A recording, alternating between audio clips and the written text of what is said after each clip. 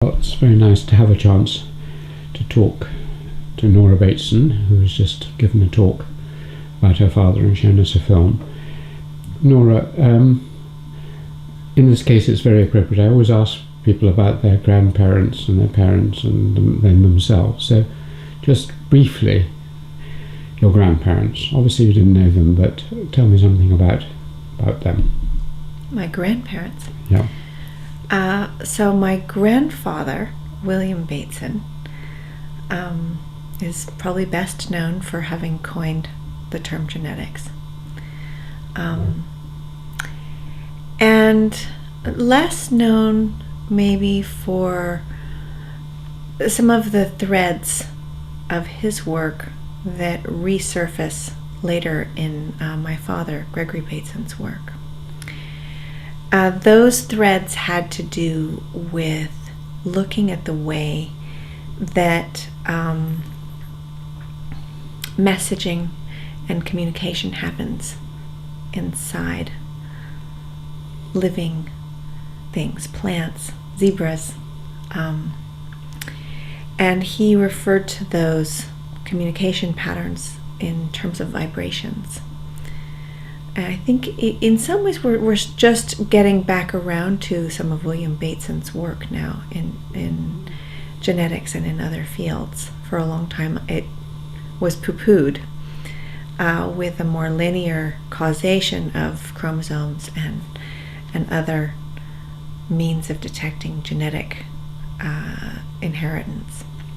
Mm-hmm. My grandmother, her name was Beatrice Durham. And she wasn't related to Edith Durham, was she? No, it doesn't matter. She was an anthropologist. But anyway. And Beatrice was a formidable woman of her own right and an intellectual, and she helped William with his work and his research. And William was actually surrounded by powerhouse women. His sister was a poet. And there were lots of women around him who were very strong and very bright. So I think that speaks volumes about a man. In fact, he was important also in taking on Mendelian Genetics, wasn't he? And That's right. Proving a lot of Mendel's theories. And he lived in Grantchester near Cambridge, didn't he? And potted around with peas and things like. Well, that was Mendel, but I think he did too. No, he did. He played with peas, and he counted feathers, and he was looking for patterns, which is not so dissimilar to what Gregory was doing. But was he rather stern? He was sort of forcing Shakespeare and Blake on our father at the age of 6 and 7. So was he quite a stern father, do you think? I think that was the soft part. Was it? Which was the stern part then? There is a photograph of him that I believe it's in the film. And he's sitting there looking just dead at the camera with the most dour face and a cigarette hanging out of his mouth. And if that photograph had been taken now, we would think it was a sort of a candid moment. But the fact is, it was taken in, 1890 something or other, and he had to sit there for a very long time with that cigarette hanging out of his mouth. So he clearly was wanting to be seen in that light. So you have to ask yourself, who is that man? But he was a traveler, and he studied the steppes, and he did a lot of different work in different places, and I need to learn more about him. I'm looking forward to that as a sort of next adventure. Because he had so many famous contemporaries. I mean, it's the generation after Darwin, so some of the younger Darwins, and that Cambridge was filled with these. I don't know if you read Gwen Raverett's period piece, which you must do, of that time, just after. It's about the time of your father and just before. So Cambridge is filled with these famous nonconformist scientists, a network of them, of which he is one. But anyway, you're the interviewee, so I will shut up. It seems a tragic family, though, because there were 3 sons. One of them was killed in the First World War. One committed suicide. And your father was the only one that survived, and therefore the whole heavy weight of expectation fell on him. This must have had a huge effect on him. It must have, and I can only imagine how it was for Beatrice and for William as well. Because I think, I'm not sure, because obviously there's the nature of stories is that they change as they come down the lineage. Did he talk about his brothers? He did a little. But I think that he was pretty young, and the weight of what fell to him to carry was more than he wanted to bear, and that was one of the reasons that he left and went to become an anthropologist. Rather than staying as a zoologist, which is what he first studied. Right. Did he have a sort of happy childhood, did you gather, or do you know anything about his own childhood? I don't know much about it. Because he was interested in children, he was very interested in you as a child growing, so he probably observed his own childhood, but he didn't tell you about it. He didn't speak much about his own childhood to me, but he did also study childhood in Bali and in New Guinea. Yes, he was interested in ways of parenting. So I'm not sure, what was stirred in him through those experiences and through that research that made him really look at ways of raising children in different cultures. So, but the fact that he didn't say much, and mostly what I heard about WB was that he was very stern. Quite middle class too. I mean, it's a fellow of St John's, as you mentioned, but the house you showed in the photograph was a big house in Grantchester. So it was that sort of Edwardian large mansion, servants and so on and so on. Yeah. So there was probably, nannies and... Yes, probably quite distant. I'm sorry to skim through it because we've only got so much time and you had a long day, but moving on, he read zoology, and I really want to talk more about you, but just to whisk through his life and his activities. I mean, one thing, of course, which he's famous for is being the husband of Margaret Mead. Did he talk much about Margaret, or to you? They were great friends, and they remained great friends. Did they? Yeah. Because I knew Rio, another husband of Margaret Mead, some years ago. So now I have to ask you a question.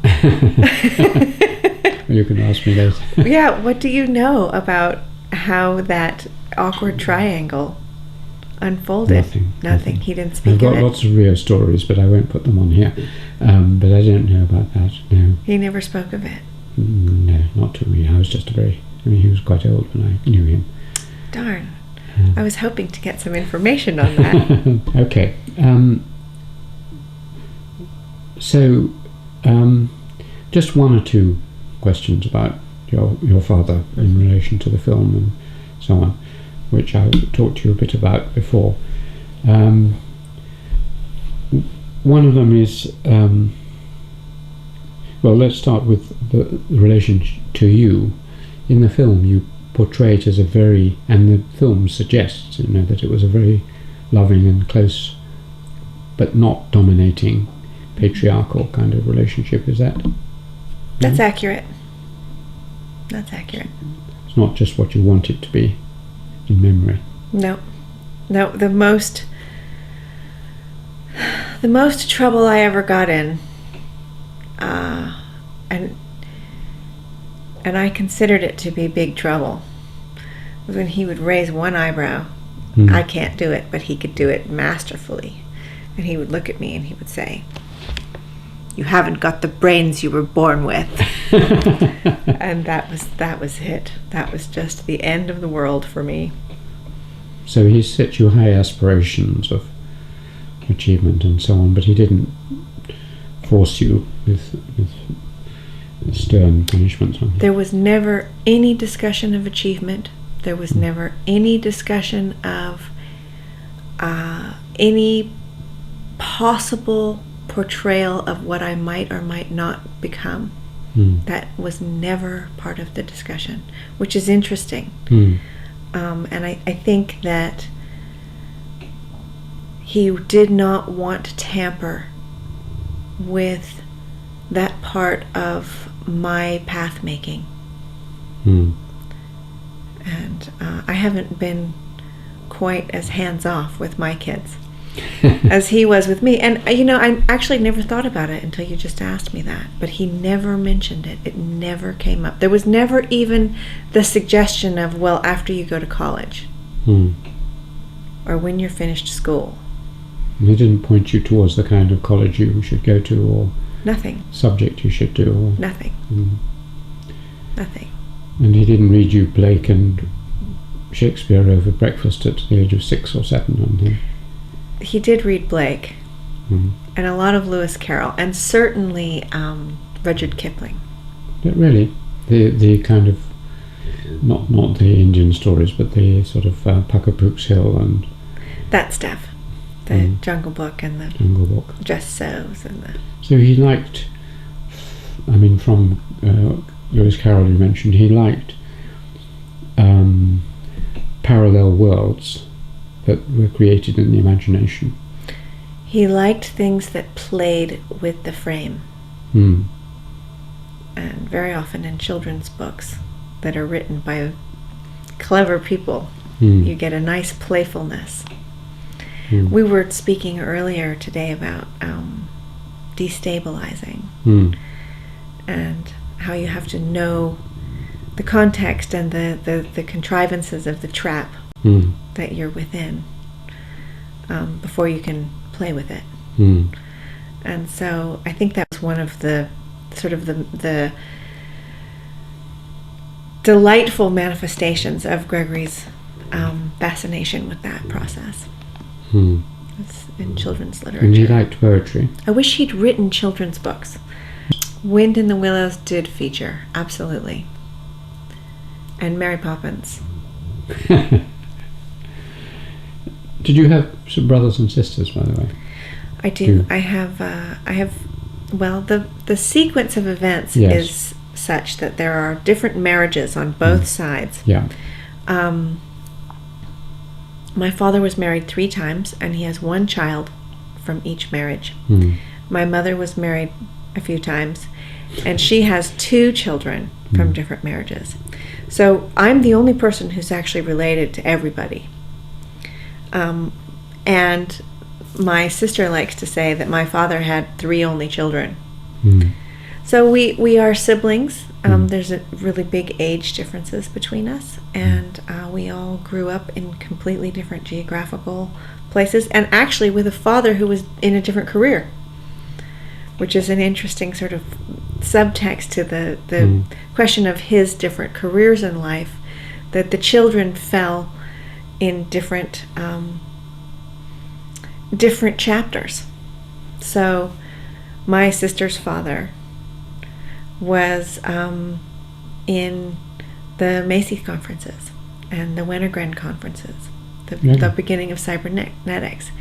My brother's father, of course, this is all the same man, remember, was working in Palo Alto and Menlo Park with the psychotherapy. And my father was writing Mind and Nature, and he was a teacher at UC Santa Cruz, teaching in the History of Consciousness program and writing about all of that work, but in Mind and Nature sort of terms. It was really about what mind is. So I have siblings, and there are things that we share, like a love for Stilton cheese, and a lot that we don't share. Moving on quickly, just to him for a moment. it's a question I asked you before, but most great thinkers have behind all their work one or two questions, and their work is a set of facets or approaches to a big problem that they've got, which they often develop early in their lives. If you had to say there are one or two questions that lie behind your father's work, what would you think, after having done all this work on it?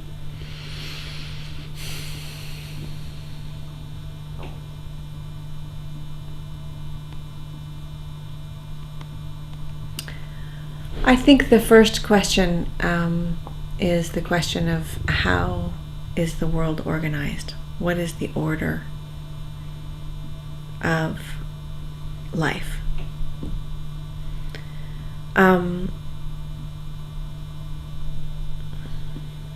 And then the second part of that might be something to the effect of, and he's not here to defend himself, so this is conjecture on my part, and maybe projection, and maybe some invisible leapfrogging of my interest through his interest, through my interest, through his interest. There's a kind of a ultimate house of mirrors thing going on there. But the secondary part of that, I think, might have to be, what is it to be a participant in that order? Because we are inside whatever the organization of life is, not outside of it.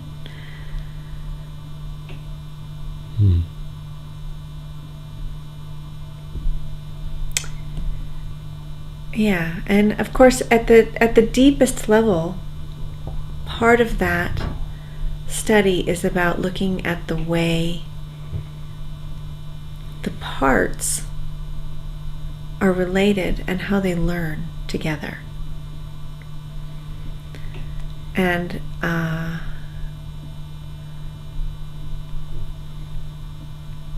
the fact of that learning being mutual is really important to what he was looking at. Mutual in the sense of between the parts? Or? Between the parts. Between members of a family, between the different species that exist on a hillside. Between the two of them. There's a kind of delight and aesthetic participation in that for Gregory was an ethics. It was a reflection of a very deep and, I think, courageous affection for life in all its forms. Courageous in what sense? Courageous in the sense of advocacy and noticing the very delicate pieces of the puzzle, and not being swept up in whatever the not only rhetoric but the schools of knowledge were that were defining the whatever they are, the protozoa, the schizophrenic, the Balinese culture, that he was willing to step outside of the protocols that would have deemed him viable in an academic and otherwise professional framework. Because he wanted to find out something else. And that's a huge risk. I mean, you're really not allowed to use the word love in stringent academia. It makes you flaky. And yet, if you don't have it, what are you doing? So this is a word you're using, not a word he's using. That is a word that I'm using and not a word that he uses. He does use it once. It's a terrific moment. And my sister wrote it up in her book, Our Own Metaphor, which is essentially a transcript plus of some conferences in which Gregory defines love. And it's interesting the way he defines it. Since we're on the subject, we might as well go with it, right? And at first it's sort of funny because the definition that he gives for love sounds so cold and scientific. But you can tell he's part of a long-standing tradition. But so here's the definition. It goes something like this. I am a complex system, and I see you as a complex system with lots of interrelationships that go out into the world, and I regard your system with affection within the larger systems within systems into the context of the natural world of which we both are part, which I also regard with affection. With affection, but not with love. He's talking about the definition of love. Oh, I see, yeah. So he has to define it in other words. Right. Yeah. Interesting. Not exactly a marriage proposal language, but... But you do get the point of where he's going with it, which is, is it a romance? Well, yeah, it is, actually. But one that is widespread.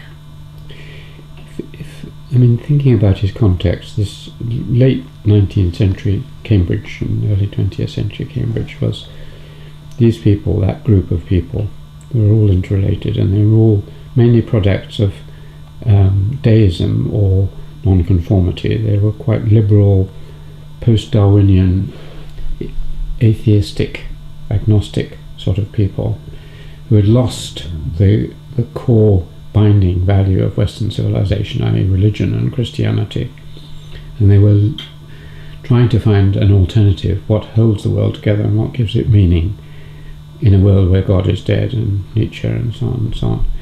So his father was probably in that first generation of those people, and he was in the next generation. So could you see his search for order, as you put it, as a search for something which would hold the world together and give it meaning, where there is no God? Absolutely. Yeah, I think he saw the grace with which things come together as essentially as sacred. But it's sacred in the sense of Durkheim and so on, as things set apart and special and different from the normal prosaic world and so on. No, it is the normal prosaic world. Because Durkheim, uses sacred in the sense of separate, having a mystery. But he's actually expanding sacred to mean everything is sacred, life is sacred. Life is sacred. The processes of life are sacred. The context of life. But it formally, you didn't go to church or send you to church or anything like this? There was only one thing I wasn't allowed to do. Go to church. Actually, I was allowed to go to church. I just wasn't allowed to be baptized. Interesting. It was the only rule in the house, actually. Interesting. Coming around to you a little more. Why there's a well-known television film called Walking Around My Father or something like this. Who's it by as a lawyer? John Mortimer. Sorry? John Mortimer. Yes, John Mortimer, who made a film about his father, really a very moving film, because he'd grown up not really understanding him at all, and he thought the best way to understand him would be to make a film about his life. Was there any element of that in this project, or? This project came to be because my sister asked me to put something together, because there wasn't any audio-visual material on Gregory that could be used for the centennial celebrations that were going on around the world in 2004. And so she asked me if I would put something together, and I agreed. And then once I got into it, I decided I wanted to make a film for a couple of reasons. One was that I wanted my children to get to know my father. And it was the medium that I worked with, and so that's the best way for me to do that. Another reason was that when I started looking at the videotapes of his lectures, what I found was that the ideas that he was working with were really relevant, and they didn't feel as difficult as I had remembered them feeling to audiences when I was young. By that I mean I used to sit in on a lot of his lectures. So Did you? I did. And how old were you when he died? I was 12. No, that's pretty amazing. But I was often in his lectures, and I remember that people were confused by him. And what struck me was that I didn't think that the audiences were going to be as confused as they used to be, that something had changed in the outer world. Some vocabulary has changed. We use the word interconnected all the time now. Things like that. We talk about linkages and interdependencies in terms of the internet, systems. This isn't language anymore that's at a huge distance from us. So in that capacity, it was much easier to get at some of these things. Still not easy to understand the root that they were coming from, but at least the sort of the scaffolding around him wasn't as hard to get inside. And the other piece, and I don't really know how else to put this, is that I just felt like it was important.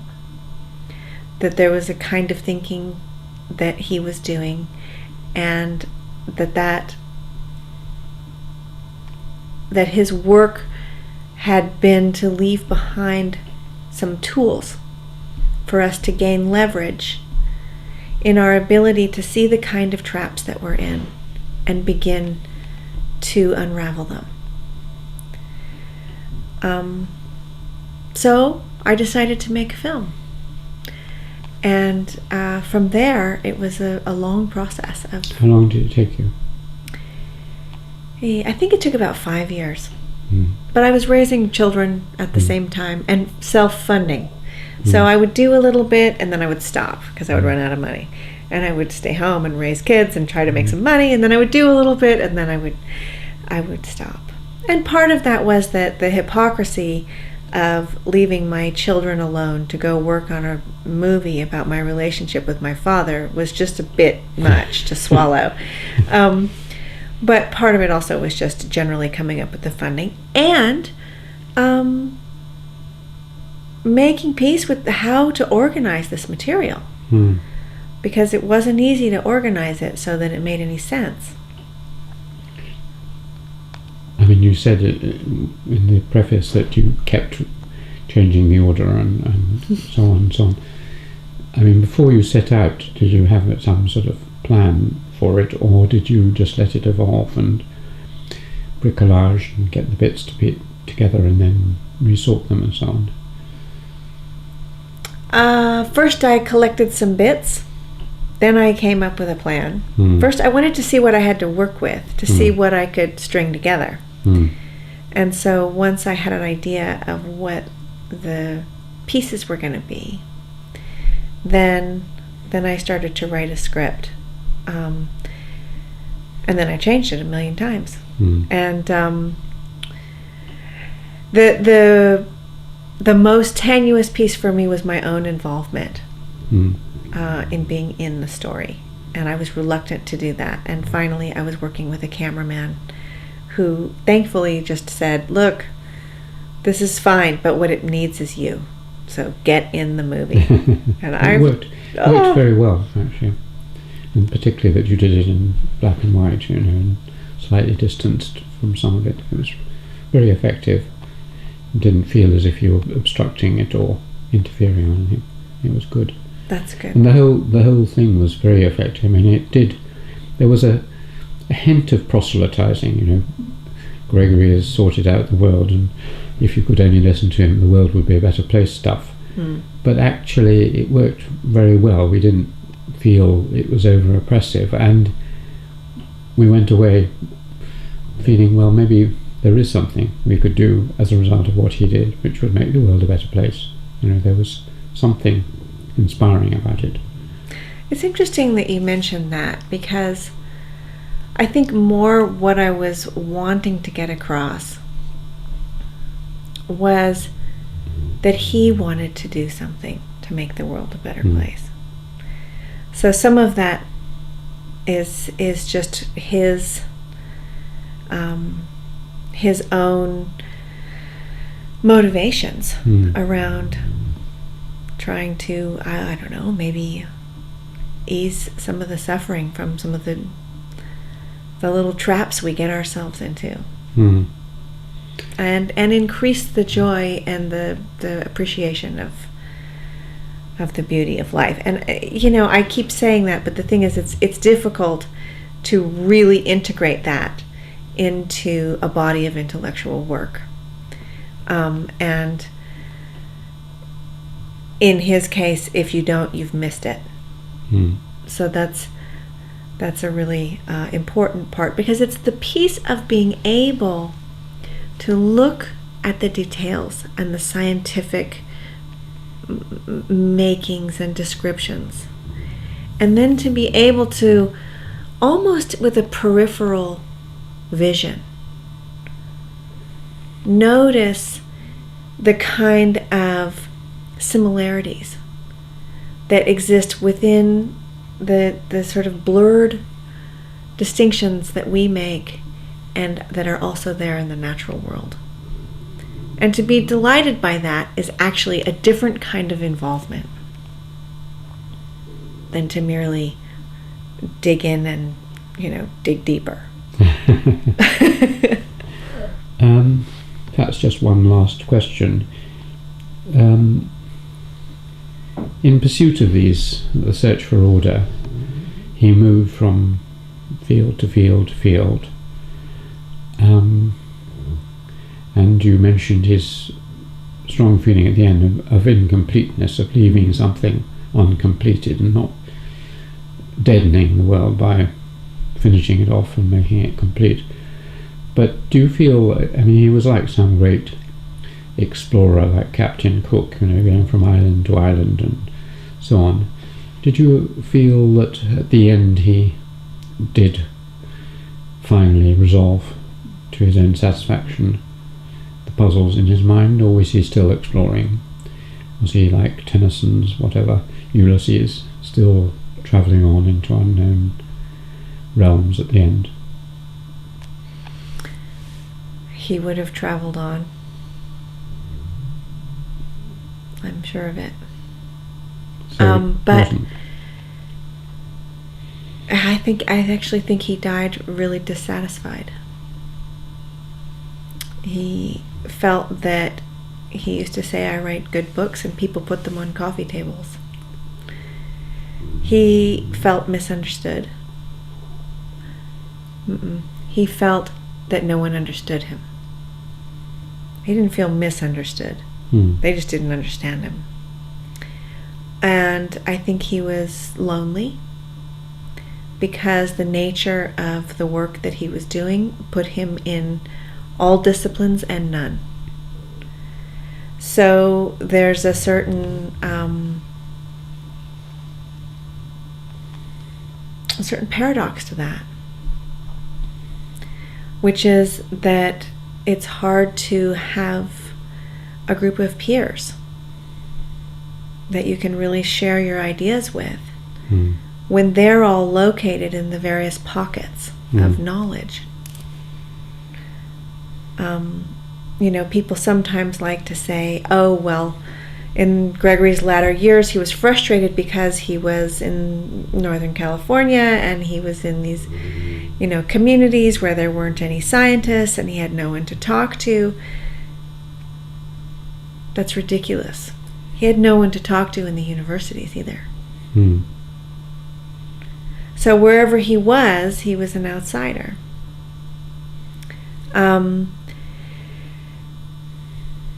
So on that level, I think he left feeling sad. But he left great tools for us, great things for next generations to begin to play with in other ways and see how they fit in to this generation. And actually, I'm watching this incredible traction begin, and I'm not sure if it's something to do with my film or if it's a kind of collective return to some of these ideas. There have been a lot of other systems scientists who have kind of carried the weight of systems and cybernetics in particular, and I think it's, at the risk of getting my head chopped off, I think that it's become clear that actually Gregory was offering something different, and that within his version of systems there is something that has a deeper kind of integration. And obviously in the world that we're in right now, there's a level of anxiety that has to do with desperately trying to find solutions to some of the problems that we're facing, and some new thinking tools so that we can approach them in different ways. It's pretty clear that the ways in which we're dealing and have been dealing with our mess have not been very effective. So for those reasons, there seems to be some sort of research, and maybe there's some other reason that I'm not aware of. I don't know.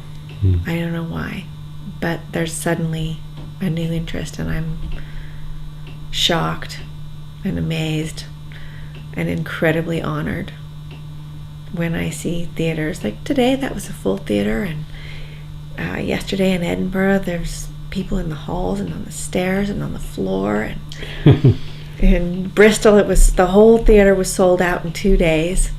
London's completely sold out.